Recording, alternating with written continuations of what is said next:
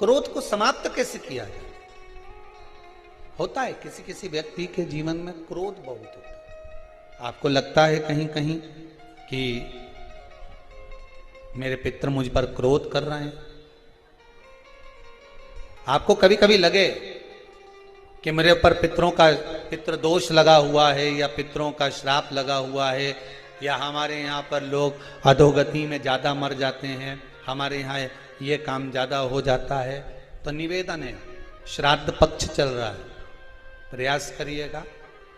एक चावल की कटोरी में, कटोरी के अंदर थोड़ा सा चावल रख लीजिए कच्चा। उस चावल की कटोरी में एक बेलपत्र, थोड़ी सी दुर्वा बांधकर पानी का मटका, परिंडा या जहां अपना रसोई घर में जल रखते हो, उस कटोरी को वहां पर 2 दिन 3 दिन तक रख दो। वैसे तो 16 दिन रखो ज़्यादा अच्छा था, पर जो दिन अपने को मालूम है 2-3 दिन उसको रख दीजिए। घी का दिया लगाइए।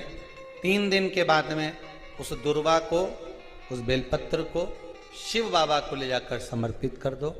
चावल पूरे घर में घुमाने के बाद चिड़िया को या नदी में या किसी जीव को प्रदान कर दीजिए। महाराज, पितृदोष के निवारण का सुंदर तरीका। कल आपको कथा में कहा था, अगर हम ब्राह्मण को भोजन नहीं करा पा रहे, गौ माता को भोजन नहीं दे पा रहे, श्वान को, कुत्ते को भोजन नहीं दे पा रहे, कौवे को भोजन नहीं दे पा रहे हैं, किसी कारणवश हम श्राद्ध नहीं कर पा रहे हैं, किसी कारणवश हम पूर्वजों को नहीं मना पा रहे हैं, ऐसा कोई घर नहीं जिसके घर के पितृ श्राद्ध पक्ष में पृथ्वी पर नहीं आते। तुम पूछो मत पूछो, तुम्हारे घर के पूर्वज तुम्हारे यहां जरूर आते। दरवाजे पर आकर खड़े होते हैं पितृ,